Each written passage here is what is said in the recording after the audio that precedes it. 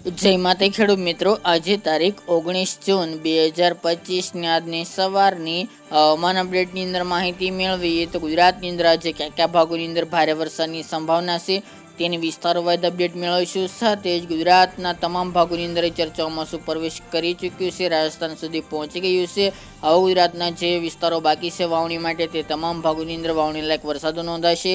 વરસાદમાં બ્રેક નહીં જોવા મળે. 19-20 તારીખ દરમિયાન ગુજરાતના ભાગોની અંદર ભારે વરસાદનું અનુમાન.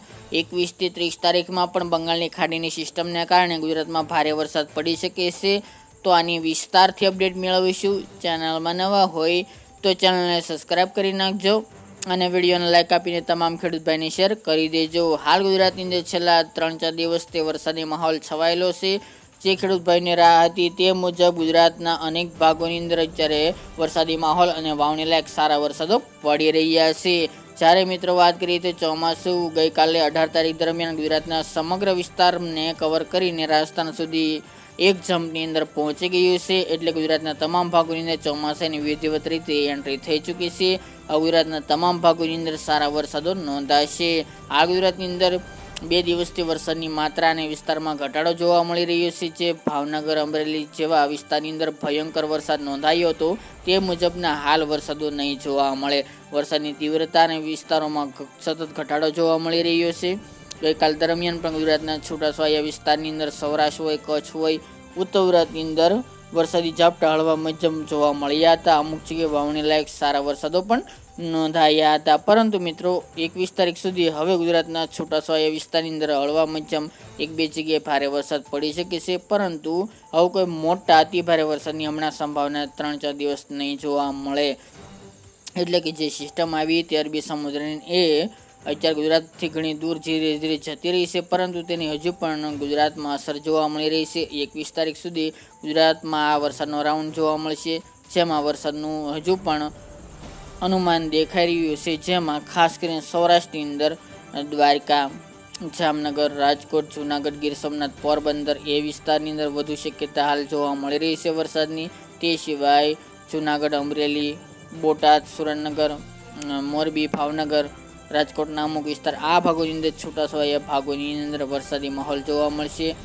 સૌરાષ્ટ્રના તમામ ભાગોની અંદર છૂટાછવાયો વરસાદી માહોલ યથાવત જોવા મળે તેવી શક્યતા દેખાઈ રહી છે. આ સિવાય આ 3 દિવસ દરમિયાન 19, 20 અને 21 તારીખ દરમિયાન ઉત્તરના સાબરકાંઠા, બનાસકાંઠા, મહેસાણા અને પાટણના એ 4 જિલ્લાની અંદર છૂટાછવાયા ભાગોની અંદર વરસાદની ગતિવિધિ યથાવત જોવા મળશે. અમુક વિસ્તારની અંદર હજુ સંપૂર્ણ વરસાદ નથી, તેમાં પણ આગામી દિવસની અંદર તમામ ભાગોની અંદર વરસાદી માહોલ જોવા મળે તેવી શક્યતા રહેલી છે. કચ્છના પણ 1-2 વિસ્તારની અંદર છૂટાછવાયો વરસાદી માહોલ જોવા મળી શકે છે. દક્ષિણ ગુજરાતના વિસ્તારોની વાત કરીએ તો સુરત, વલસાડ, ડાંગ આ ભાગોની અંદર વરસાદની હાલ શક્યતા જોવા મળી રહી છે. પરંતુ એ પણ છૂટાછવાયા ભાગોની અંદર આગામી 3 દિવસ દરમિયાન કોઈ ભારે વરસાદની હમણાં સંભાવના હાલ જણાતી નથી. પરંતુ મિત્રો વરસાદનો બીજો રાઉન્ડ આવશે ત્યારે ગુજરાતમાં વરસાદની ગતિવિધિમાં હાલ વધારો જોવા મળે તેવી સંભાવના દેખાઈ રહી છે.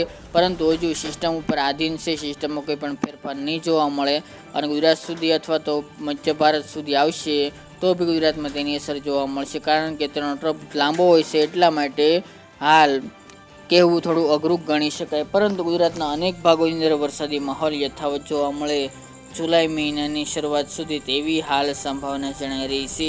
21 થી લઈને 25 તારીખની અપડેટ પ્રમાણે વાત કરવામાં આવે તો આ સિસ્ટમનો વધુ ઘેરાવ ઉત્તર ગુજરાતના ભાગો જેમાં સાબરકાંઠા, બનાસકાંઠા, પાટણ, મહેસાણા, થરાદ, વાવ એ વિસ્તાર તેમજ અરવલ્લી છે, પંચમહાલ, મહીસાગર, વડોદરા, દાહોદ, ગોધરા, અમદાવાદ, ગાંધીનગર, ખેડા, કચ્છના વાગડ વિસ્તાર, કચ્છના મોટાભાગના વિસ્તારની અંદર વધુ શક્યતા હાલ માની રહ્યા છીએ. એ સિવાય સૌરાષ્ટ્રના ભાગો હોય, દક્ષિણ ગુજરાતના ભાગોની અંદર પણ એ સિસ્ટમની અસર જોવા મળશે. પરંતુ જ્યાં સુધી સિસ્ટમ ગુજરાત સુધી ન પહોંચે ત્યાં સુધી હાલ કહેવું મુશ્કેલ ગણાશે, જેની તમામે ખેડૂત ભાઈ નોંધ લેવી. હજુ કોઈ પણ એમાં ફેરફાર હશે તો અપડેટ આપતા રહીશું. બાકી મિત્રો ગુજરાતમાં અત્યારે છૂટાછવાયા વિસ્તારોની અંદર વરસાદી માહોલ કન્ટિન્યુ જોવા મળશે. કારણ કે ચોમાસું અત્યારે ગુજરાતના તમામ ભાગોની અંદર બેસી ગયું છે. ગઈકાલે 18 તારીખ દરમિયાન હવામાન વિભાગે તેની ઓફિશિયલ રીતે જાહેરાત કરી દીધી છે. સમગ્ર ગુજરાતની અંદર ચોમાસું પહોંચીને રાજસ્થાનના પણ અડધા ભાગોને કવર કરી લીધા છે. ગુજરાતની અંદર જે વિસ્તારોની અંદર વાવણી લાયક વરસાદો બાકી છે